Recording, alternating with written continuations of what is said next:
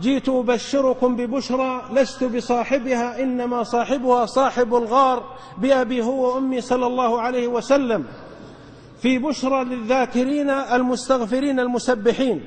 وجئت أذكر نفسي الغافلة والمقصرين من أمثالي والغافلين بأعظم كنز مفقود في الأمة وأعظم عمل يترجى به الله عز وجل، من فعله فقد سبق. وأبشركم أنه أسهل عمل وأجمل عمل وأفضل عمل بنص المصطفى عليه الصلاة والسلام، كما قال في صحيح مسلم: سبق المفردون الذاكرون الله كثيرا والذاكرات. فمن أراد أن يسبق المتنفل القائم في الليل والمجاهد المتنفل والصائم المتنفل والمتصدق المتنفل، فعليه بالتسبيح والاستغفار دائما وأبدا.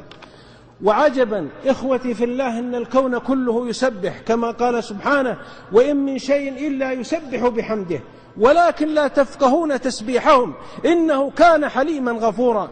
سبحان الله، النملة تسبح والهدهد يسبح والنحلة تسبح والطائر الغريد يسبح، فماذا يلهيك عن التسبيح؟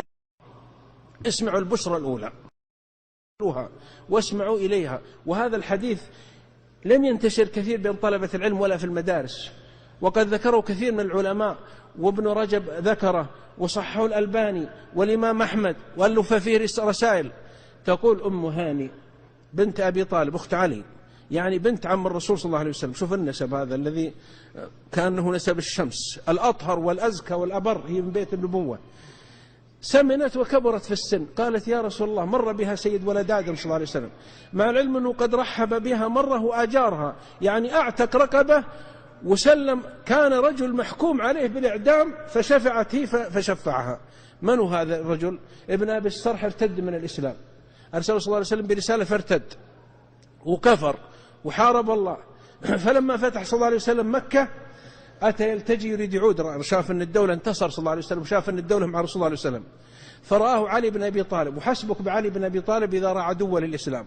فانطلق علي بالسيف من الحرم يريد ابن أبي السرح ليقتله، فصاحت أم هاني فشرد ابن أبي السرح وعلي وراءه. قالت أم هاني لعلي: أجره. قال: لا، لأن هذا عدو الإسلام وعدو رسول الله عليه وسلم. فجرت أم هاني ساعية ومشت مهرولها رسول الله عليه وسلم بعد ما فتح الله عليه، وإذا هو يغتسل تستره فاطمة، والحديث في الصحيحين. فسمع صوتها صلى الله عليه وسلم تنحنح، قال: من؟ وهو عليه صلى الله عليه وسلم وراء الستارة. قالوا: أم هاني. قال: مرحبا بأم هاني. قالت: يا رسول الله، أنا أجرت فلان يريد يقتل علي بن أبي طالب أخي. قال: قد أجرنا من أجرت يا أم هاني، ما دام أجرته خلاص. فورد المرسوم لا يقتل فعفي عنه ودخل في الإسلام. أم هاني تقول: يا رسول الله، أنا كبرت وسمنت، فأخبرني بشيء أعمله وأنا جالسة، لا تستطيع الصيام ولا قيام الليل ولا كثرة الحج ولا العمرة. قال صلى الله عليه وسلم: أنصتوا يا أم هاني، سبح الله 100 تسبيحة تعدل لك 100 رقبة من ولد إسماعيل، كأنك اعتقتها. سبحان الله 100 مرة، دقيقة ترى، لمن كان له قلب أو ألقى السمع وشهيد، لمن كان له روح عامرة، لمن كان عنده نفس مثمرة، لمن علم أن هناك جنة ونار. سبح الله 100 تسبيحة تعدل لك عتق رقبة من ولد إسماعيل. واحمد الله 100 تحميدة تعدل لك 100 فرس مسرجة ملجمة في سبيل الله. وكبر الله 100 تكبيرة تعدل لك 100 بدنة متقلدة متقبلة في سبيل الله. وهل لله 100 تهليلة تملأ ما بين السماء والأرض. رواه إمام أهل السنة والجماعة أبو عبد الله أحمد بن حنبل في المسند، وهو حديث صحيح، ونص محدث العصر الشيخ الألباني رحمه الله على صحته، فاقبلوه بشارة. هو ب4 دقائق 5 دقائق، هل بقي أحد يعتذر؟ أنا قزفيت لكم وكثير منكم يعرف، لكنه ذكرى لمن كان له قلب. البشارة الثانية: فأبشركم أنها كفارة للخطايا والذنوب الكلمات ال4 وما لا حول ولا قوة إلا بالله. فقد ورد من حديث عبد الله بن عمرو بن العاص في مسند أحمد بسند صحيح، قال رسول الله صلى الله عليه وسلم: ما من عبد يقول سبحان الله والحمد لله ولا إله إلا الله والله أكبر ولا حول ولا قوة إلا بالله إلا كفرت عنه ذنوبه ولو كانت أكثر من زبد البحر. رواه أحمد والترمذي، وهو حديث حسن، وصحه بعض أهل العلم. سبحان الله والحمد لله ولا إله إلا الله والله أكبر ولا حول ولا قوة إلا بالله، بنية صادقة وصالحة وحضور قلب. وهذه هي الرسالة المرجوة منا الآن أمام أمراض العصر. اسمحون استطرادا يا إخوان، الناس أصيبوا بمرض العين الآن والحسد، وأصيبوا بالسحر، وأصيبوا بالقلق والاضطراب والكدر والهم. الآن في إحصائية يقول في كل 4 نساء امرأة مصابة إما بسحر أو بعين أو بحسد أو بقلق أو بكدر.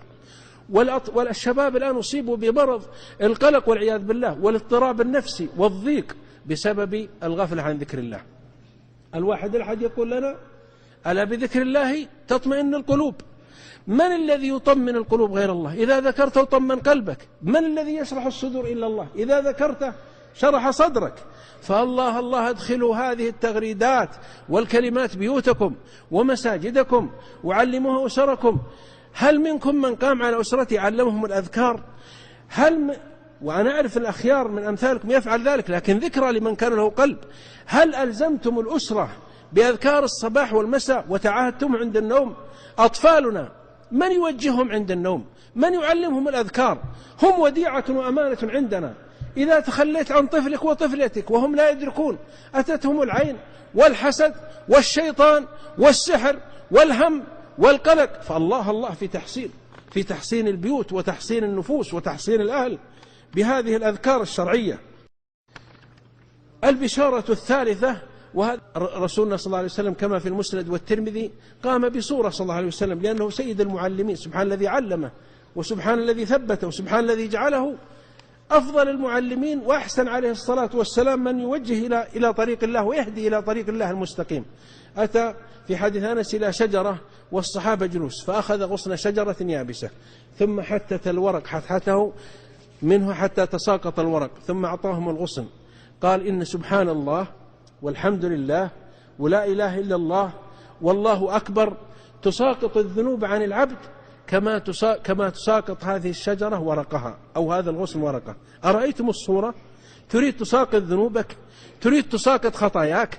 تريد تنظف نفسك من المعاصي؟